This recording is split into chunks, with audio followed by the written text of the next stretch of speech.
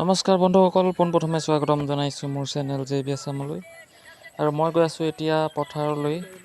আৰু যোৱাকালি এটা ভিডিঅ' বনাইছিলোঁ, আপোনালোকে যদি চাইছে তেতিয়াহ'লে গম পাইছে নিশ্চয় মই ক'লৈ গৈ আছোঁ বৰ্তমান। তো বলক ভিডিঅ'টো আৰম্ভ কৰোঁ।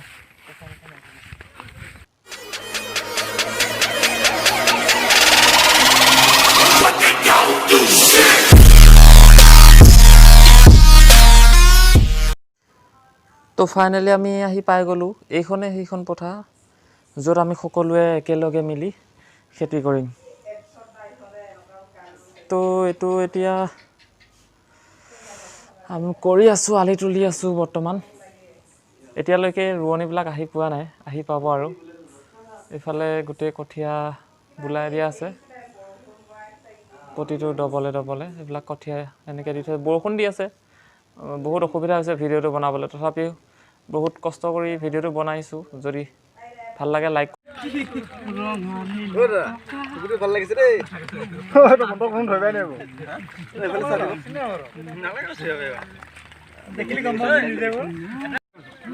তো ৰোৱনীসকল আহিছে, বহুত কম আহিছে, কিন্তু এতিয়া গোটেইবিলাক অহা নাই।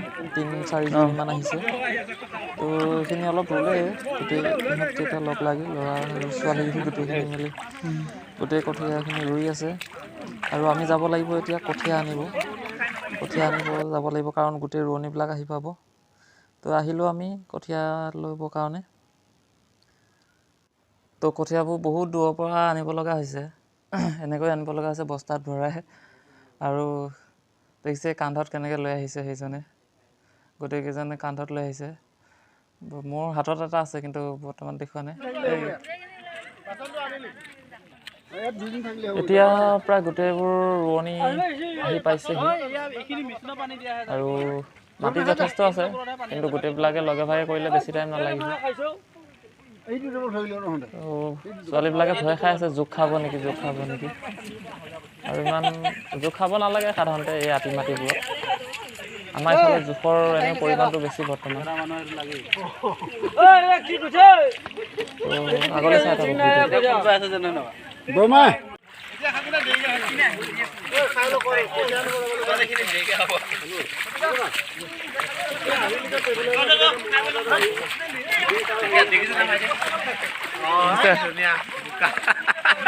কেনেকুৱা লাগিছে?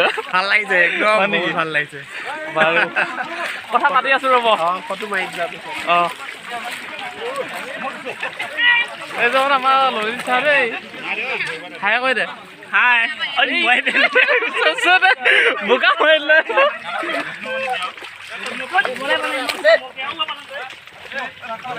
এইবিলাক আমাৰ ৰোৱনী। এই বাইদেউ হাই কৈ দে এবাৰ। ভণ্টি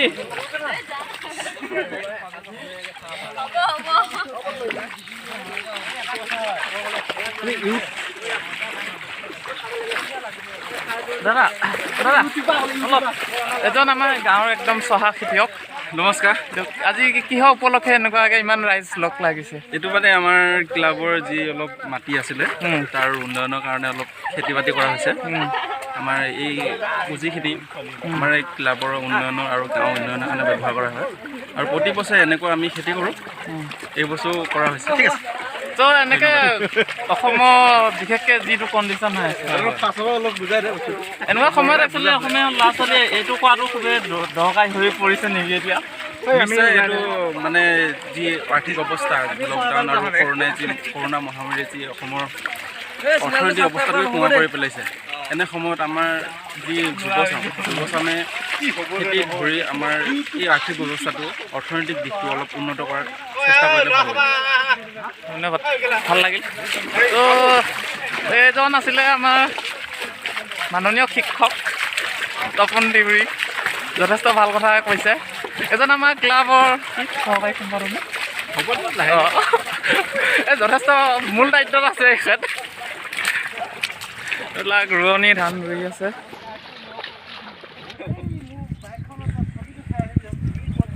চাবিটো মই লৈ থকা নাই। এতিয়া এইটো কি হয় বস্তুটো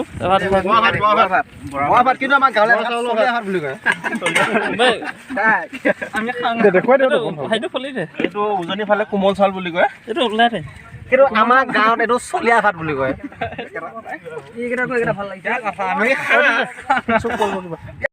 বিৰাট গৰমো। চলীয়া ভাত খাইছোঁ আমি এতিয়া। এই যে আমাৰ পুৰা পৰিপাটি কৰি ভগাই আছে। বৰা চাউলৰ লগত আৰু কি থাকিব?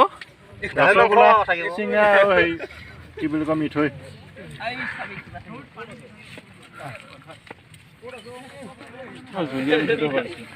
আহি আছে মিঠৈটো জলদি আহিব তেন।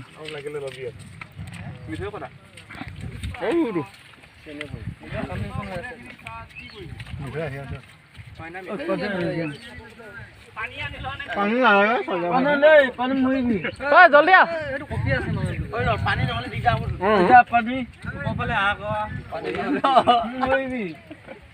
ডাঙৰকে জাপিৰে পাতে যাওক